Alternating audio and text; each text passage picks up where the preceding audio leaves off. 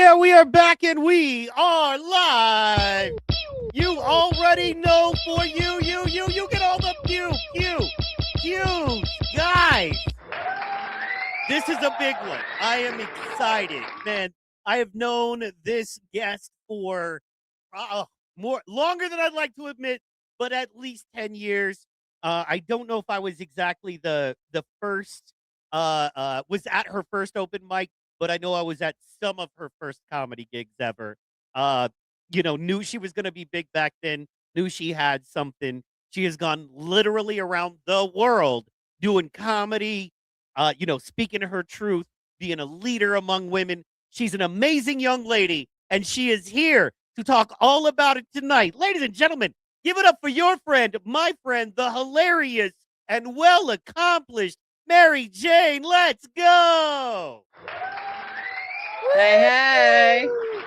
What's good, young lady? How are you feeling? I'm good. I'm feeling good. Heck yeah. You are looking great. You are shining, and I love it. Let's go. So, oh my God, I don't even know where to start. So, how about this?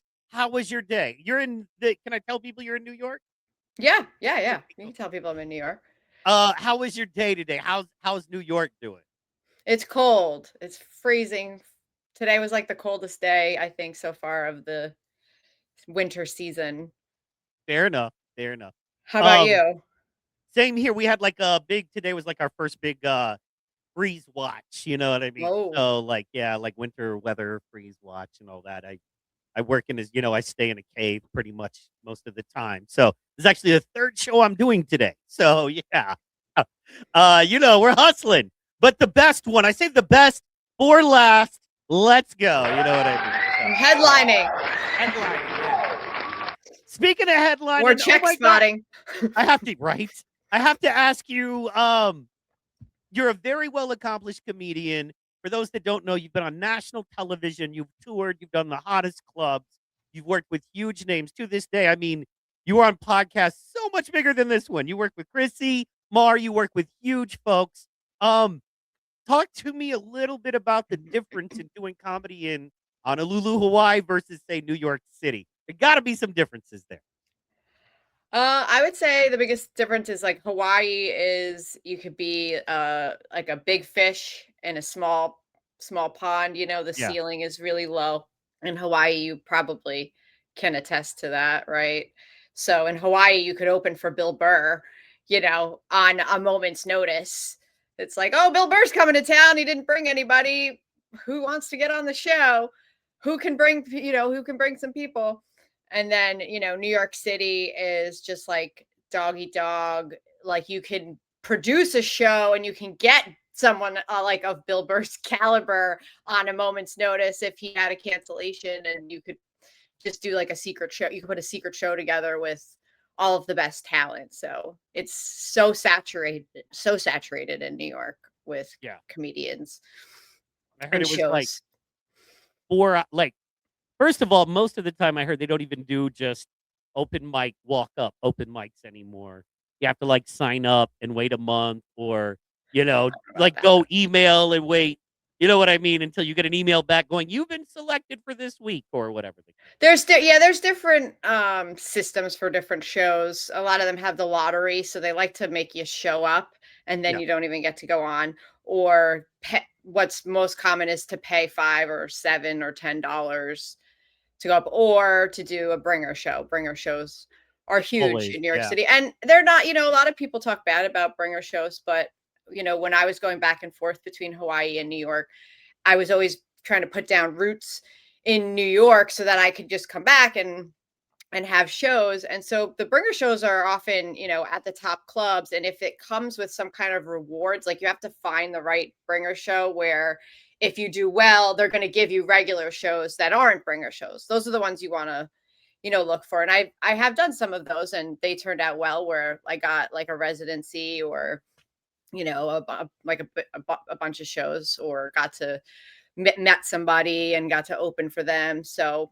there's opportunity, but Hawaii is, a world of its own. You were kind of territorial there for a while. You kind of ran the scene when I first started. Yeah, well, I was Everyone the was only like, guy. "Michael C. Hall, don't cross Michael C. Hall. I don't know about Don't cross him." that. Yeah, that's because James Money was my muscle, right? But you gotta have a giant Samoan if you're a white guy in Hawaii doing business, right? But yeah, no, that's I love the fact I was thinking of all of us. Okay, so James has done some big stuff. Can't deny that, right? Mhm. And then Billy Sherman, if you know or remember him, he was just Of on course. Kill Tony. So that's a big credit. But I would say of That's everyone, not a big credit. Let's just stop. That's not a big fucking credit. That's your name was called out of a bucket and you signed up. You could be literally anybody and go on Kill Tony. that's You fair. could Hey, try look, to. I mean, did he become a Kill Tony regular? Is Kill Tony flying Billy Sherman all around? Is that happening? hey, I like the Gong Is Show that too. happening? I like the Gong Show. Okay, come on. Anyway, you're right. But I would say of all of us, you're the most accomplished by far on paper. And the thing that you really got to ask yourself is how many years later, like how many of us have eyes on us? How many of us can say we do something like this for a living? Now, me, I got tired of I'm old, man. I'm over the road. I don't want it. Where I live, in the South, it's different, right? Mm, Like my gigs this year have been in Mississippi, you know, 14-hour drive. Portland, Vegas. So everything is just a drive or a flight. It's not like New York where I can play 10 clubs in a week. No problem. So, and then right. if you're going to get paid, you have to travel. And you know what I mean? Now I have a great studio. I do shows. I get paid to do this. I get the comedy out. And if I want to work, I can pick up the phone. I can do a show. So I consider myself a retired stand up. I really do, man, just because it's not what No, I that was. sounds great though. Uh, That's a yeah. nice setup. Well, and as we're and thank God numbers are finally happening. But as we build numbers, I produced how I got to work with Chrissy and Lila was producing the show in Morris Plains, New Jersey. Shout out Sam Tripoli's club, the Comedy Dojo. And Up I've there. got an open invite there, names on the wall, that kind of thing. So this will lead to other stuff. I was going to ask you, have you thought about streaming? Have you thought about doing your own like stream? Well, I have my live stream that I just started. It's the gender files Okay, that very I've cool. I've Yes. done 5 episodes, and I have the sixth one coming up. I have that all prepared. I like prepare slides that I go Right. through and Well, show and that's videos and stuff. that's what people don't understand. To me, what you're doing is a podcast. You're producing a show, right? Mhm. So what I mean by that is, in the same way I do, like this is the only thing that's not that really. But Mm, the show I do on Wednesday night, me and a buddy watch. Me and an old comedian buddy watch old cartoons, right? And I mhm. produce a show, like MST3K the night before. We do sports shows, clips of wild sports, but I'm producing a show. Whereas streaming is different, right? Stream Mm. is like I would almost say that like podcasting is stand up and streaming is improv because it's you going live talking shit about other podcasters or whatever the case, other streamers, and then just kind of vibing off your chat.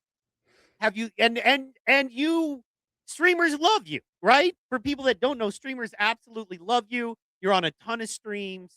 What do you feel about the difference, and have you thought about doing streams?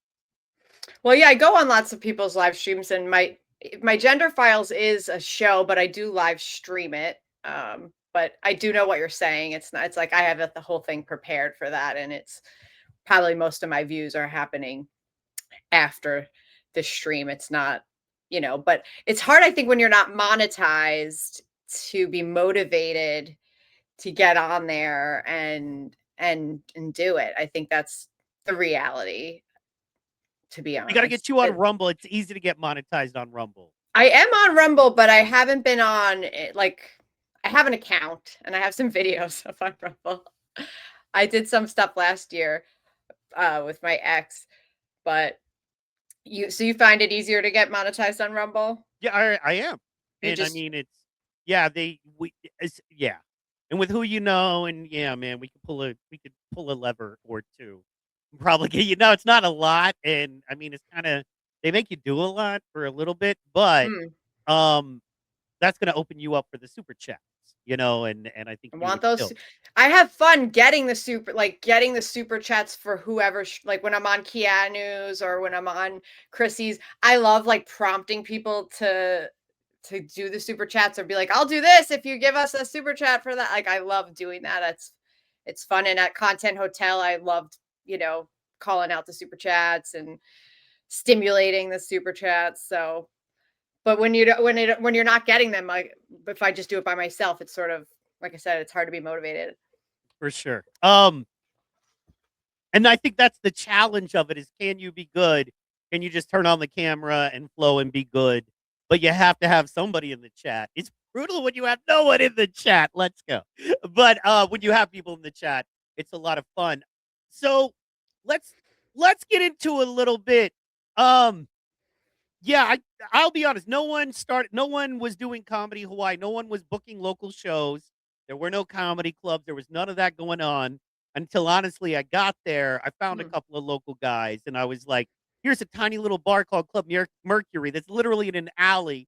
Let's do a weekly open mic, just a place we can go and tell jokes and work, because the guys I were working with was those, like James, which back in the day was just a local dude who was pegged because of his radio work to open for, like you said, Bill Mhm. Burr and touring comics that came through, but he didn't have any comedy experience. I was like, we got to do an open mic and get you guys some laughs. Mhm. Um, and that's how it blew up. But then, of course, I left, greener pastures, that kind of thing. Went a little crazy. Okay, and you were loved, right? You were definitely loved. And then it seemed like you were hated. And what's crazy is Chrissy Marr has one of the biggest podcasts, like period, especially in the comedy world. And you did one show of hers, and it got you banned from the Comedy Hawaii Facebook group. Like, what a bunch of soft bitches. But anyway, so talk to me a little bit about that, man. That experience. Why do you think the hate was so real for I really don't. I still don't understand the hate for me just speaking out about what I experienced, because it wasn't like I went on there, the podcast, and it was like, everyone from Hawaii sucks. Fuck Hawaii. Fuck Aloha. This, Mahu, Yahoo. Like I wasn't I wasn't saying that. I just was saying my experience of being in the female comics of Hawaii and having a 6-foot LARPing man that literally had boobs that he would put on like a shirt that were like rubber, boobs, and a wig and high heels, and had a man voice, and was still at that time living as a man by day. I think when I was leaving, he had just like come out to his military job. I don't know why there's so many people that are in the military that suddenly want to be women. I'm not sure. But he didn't even have any real dysphoria. Like he never talked about, like he would be like, I don't want to hear you guys didn't know. You so know. And he would talk about his dick and how great his dick was. So it wasn't like he was, you? really I didn't see Brandy as a woman. I never saw him as a woman. Yeah. I always was uncomfortable when he was in the women's bathroom talking to me through the stall. When we went away to Maui and Kona with the female comics of Hawaii, I never wanted to room with him. And I didn't want to be, and that's but when we were traveling, to the hotel rooms, that's when I saw the rubber boobs and I was like, oh wow, okay. See, now when I Literally, first met, like you're buying woman parts, like you see what being a woman as like some like purchasable parts. But I left, and the other thing about Brandy was that like he used to steal jokes. If you remember Adam, he's in why am I going blank his last name? He's in California. He had a great Kardashian joke. I'm sure you know him. yeah, yeah, yeah, yeah. I know you're talking. And I remember seeing Brandy do that joke and telling him, and then he saw him do the joke and was like, and he stole one of my period jokes and said it was his ex-wife. And I was like, yo, you stole my fucking, it's my period. I have a period. You don't Right. have a period. And he never seemed to get the the consequences that anybody else that steals someone else's joke gets, right? Like if you say if you steal someone else's joke, you're ostracized, you're outed. It's a big deal, right? Like that's Exactly. Yeah. Brandy As never well, you never should had be. that. Yeah. Yeah. No, And never. then won like a Hoku award, like which is like the Hawaiian Grammys. And there was a female comedian competition in Hawaii that Jose I think hosted and ran, and there was at least 10 of us that were in the competition, and it was down to me and Brandy at the end, and he won. And there was three male judges. I'm like, so we have male judging a female comedy competition, and they picked the man. Well, sure. And it felt, and I, you know, I have my comedy coach Jerry Corley. He's in California. I remember talking to him after it, and he was just like, "That's not fair." And I was like, "You're Agreed. right, it's not fair, but I can't say anything because they'll kick me out. They'll call me names. They won't even They'll listen." ostracize you. Yeah. You know, Yeah. and I was silent at that point in Hawaii, and I hadn't fully, come into my understanding of what I just knew. It didn't feel good and it felt wrong, but I couldn't articulate, why and what. And then by now, obviously, but I had already, before I even did that podcast, people from Hawaii were already hating on me. Absolutely. And his mother was liking those comments.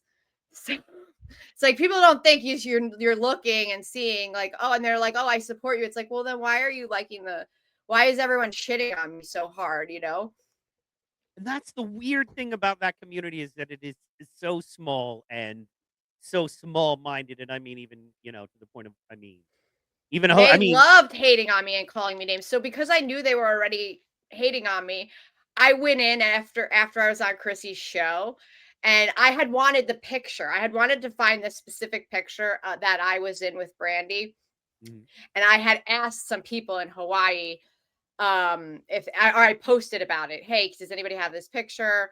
And Jose got all alarmed and was like, please honor the fact that we're still mourning her death and blah blah blah. And I was like, look, it's freedom of speech. If I'm gonna find the picture whether you give it to me or not. You have absolutely no domain over me or what I do with a picture that was taken of me and this man. Right. And I blocked Jose right then and there. Like I was just like, don't fucking tell me what to do. So then, and talking about Billy Sherman, there was times when he sent fucking porn through the Hawaii comedians Facebook group, and people have posted the most disgusting, vile things in that Facebook group, and not a single person was ever kicked out for any of the things that they said. Yet me posting the clip of me talking about my experience in Hawaii losing a female comedy competition to a man, just talking about how that felt shitty to me. That I posted that clip, they like relentlessly commented and harassed and verbally accosted me, called me bigot, transphobe, and all these names. And I didn't respond. I just sat back and laughed and was like, and then when I didn't respond for a couple of days, Jose then he kicked me out of the group and deleted the video. Yeah, no, and he said it. I'm looking for the post now. I can't find it. Um, You probably have it it's funny. Here, look, let me shotted in see. your phone. Yeah. You type in Jose, it will probably come up. Yeah. It has your last post here. Let's see here. Yeah. Hey friends, I'm going on a podcast live in an hour. uh, I would love to chat. Let me know. Little did they know. You know what I mean? So, yeah, I was trying to find it. Everything is just trash. It's very disappointing that they've become, foot soldiers for a liberal cause and movement.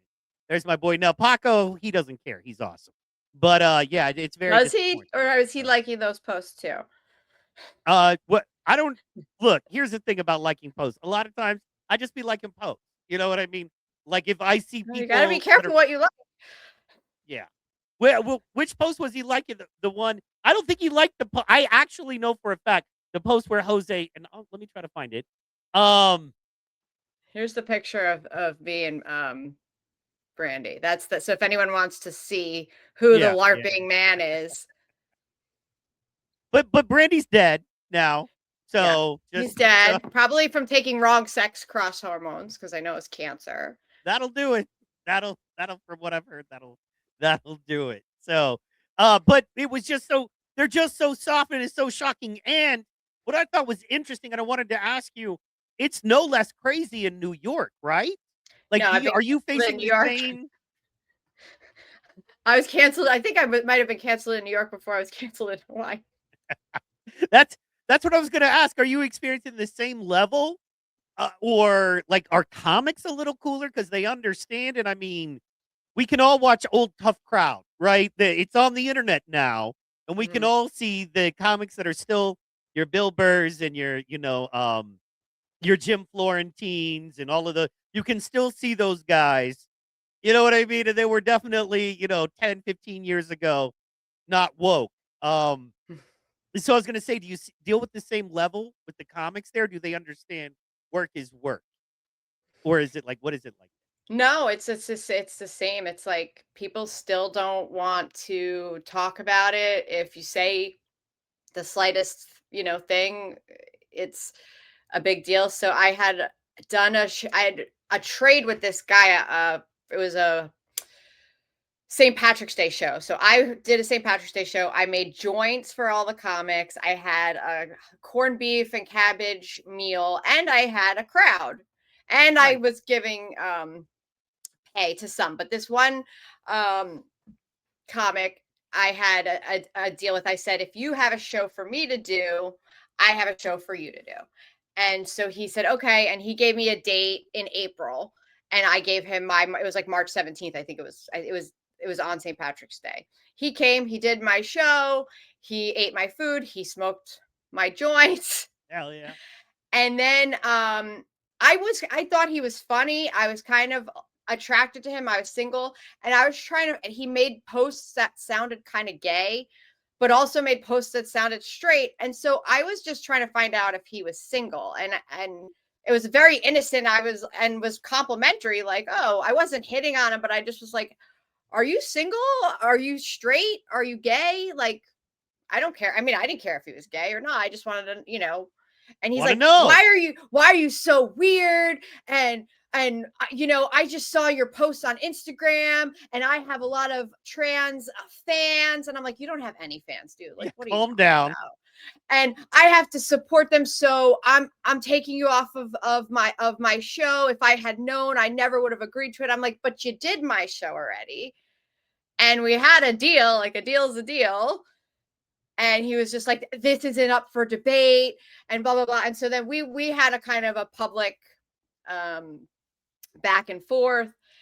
And because I was like, I wasn't taking that lightly. And then there's some other woman that went around messaging everybody that I was super transphobic, to cancel me off of all their shows, to unfollow me. And there was people that she probably never would have expected telling me, but those same people, even though they agree with what I'm saying and maybe somewhat on my side, they they still clearly aren't vocal enough that someone like that isn't sliding into their DMs saying, hey, she's this racist. They throw racist in there too. It was black. It was like several black women that actually that like messaged me, were like, hey, this person's really out to get you. They messaged me and told me, like, I'm not going to unfollow you because I don't do what anyone says, but I'm just letting you know, Mary Jane, blah, blah, blah. So Good night. it's like the only opportunities become like the ones you make for yourself. So then I produced a comedy festival to kind of say fuck you to everybody, to be like, look, and it was a 3-day event. I had 6 shows, 5 of them sold out. And I Nice. made a ton of money, and it was a really successful comedy festival. Had over 50 comedians. But the thing is, I was hoping to then get more gigs, obviously, and not have to create all my own shows. And I mean, you get paid more when you create your own shows, but you know how it The is. work. I Yeah, just no, want the to work. be I just want to be booked and busy and not have to create everything myself. That's what Yeah. I would like. But And that's, a lot of times you got to get an agent. And even, hey, man, I know guys on TV regularly. They're on some of the most watched talk shows and they're still grinding. They still Mhm. can't. I mean, I got, there are guys I respect. For instance, Sam Tripoli. And Sam is the kind of guy I know I can talk about a little bit. But Mhm. he's the kind of guy that I tell if anyone is like, I want to be a stand up or I'm working on my stand up, I'm like, you have to buy Sam Tripoli tickets and watch him at least once. That is tribute to the comedy gods. Mhm. And whether he kills that night or he doesn't, Sam is one of the last living guys who was just so instrumental back in the original LA days. Right. So, but he can't, fill rooms.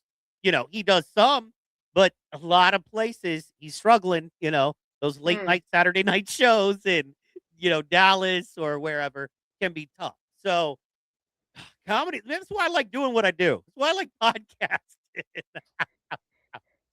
But stand up is awesome when you have the crowd, and it makes you better at everything else you're trying to do.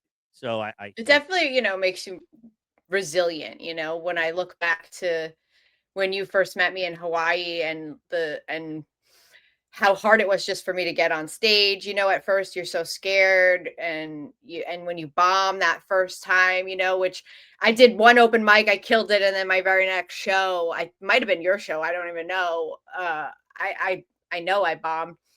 And it's like that, oh, that feeling, right? And then you're just chasing the high, I and you will have to say, you have to be willing to stay with it and just be, have that resilience, and it really builds up, which I'm grateful for. Like it's like anybody can call me a bigot, call me a transphobe, say that I have crazy eyes, say whatever the fuck you want. It really doesn't. I'm not sensitive to it the way I would have been 10 years ago. oh yeah, no, So you that's a were you were gift. much sweeter. Yeah, you have to harden your heart, especially like dealing with the people you deal with in the world you deal with them. Those are some of the, and then the people that hate them. Those are some of the hardest people. You know what I mean? Like I don't understand. It is next level crazy from the doxing to the threats. I mean, these people aren't just like "f you, you suck, you're not funny, you're ugly." That okay, fine. It's that whole "I'm gonna kill your mother" stuff, and it's like, dear God, what's wrong with you, man? Yeah. So, but I will say one thing I remember is us talking way back in the day, and I think maybe you were like, I want to say your fifth show, but it might have been your sixth. But I want to say your fifth show. But I remember you're like, I don't. You're like, I've had two of them where I did really good, and one of them where it was okay, and two I totally bombed. And I just don't get it because I'm trying and I'm really, yeah, you're laughing at yourself I now. just don't get it. And I remember I was I'm like, brand first, new to this. I don't get it. yeah, I was like, I've done 5 shows, but not all of them I've killed, but I've killed on some. And I was like, okay, she's taking this seriously. You know how many comics couldn't tell you how many shows they've done or if they did that good or all of them think they kill no matter what. Right. But Have I no was like, self-awareness. right. And I like how seriously you took it and how much you wanted to do good. Like I knew you were going to be fine. And then I do remember you had a much easier heart, but all of us did. You know what I mean? We were younger, we were kinder, we were softer. And as we round the corner here, this is going to be a shorter one, but I'm going to get you back. We're going to do a long one. Tell the people what you got going on, where they can find you, that kind of thing, because they're going to want to know. Okay. Follow me on Instagram, MJ Murphy Comedy. I need more followers on Instagram. My YouTube is Mary Jane Murphy. I got the Gender Files podcast that I was talking about. December 28th, I'm going to be doing Gino's birthday show at Woo! Rodney Dangerfield. Rodney's in New York City. And then this Saturday, Chrissy Mayer has a show in Mount Kisco. I'm not on the show, but I'm gonna be at the show and maybe I'll get on stage. We'll see. Yeah, no, all good, and that's very cool. You're doing Gino's show, so yeah, man, It'll be my I third love year doing Gino's show, Gino's that's so birthday cool. show. Yeah, I like Gino, man. I don't see. I don't. You can't get into it. I don't want to. You know how it is, man. Like you say one wrong thing about one guy, and all of a sudden you wake up to. And I'm like, I'm not. You know what I mean? I don't even want to say I like this guy or I'm a fan of this guy's podcast because then 47 other people will be like, oh, well, you must be satanic or evil or you're like, oh my gosh, man. You know what I mean? Like, Guilty by association, do, right? do you know what it is to just look at this as entertainment? I don't have to take all of your podcasts so seriously. That's why I don't Right. chat even when I listen to people. I'm not in the chat because I'm only in the chat of people I really like and that I support. But I don't do this thing because, dear God, you know what I mean? It's like, relax. It's So, a whole world, but we're going to get into it next time. Guys, Okay. check out Mary Jane MJ. She is awesome. The new show, The Gender Files. When do you release those? It's as I have enough material, so which is I'm probably gonna do it right after we get off. So Awesome. tonight. So check that out. It's going to be a great weekend to watch. And everybody look for her Saturday night. And I mean, pretty much you turn on the internet if you watch podcasts there, MJ is. I So pop I'm yeah, if you very want me proud on of your you. podcast, just message me. I'll come on. Oh, I'm going to bug you, dude. I think we could, man, we could take over the whole world. You know what I mean? Let's do it. Ginger and ginger. You know what I I'm love saying? it. Just Let's ginger do life. it. All right. Thank you so much, guys. This has been the PT podcast one more time with superstar Mary Jane. Look for her wherever finer podcasts are on or wherever finer comedy is delivered. And we will see you next week. Thank you so much. And for you get the pew, pew, pews. And we are out.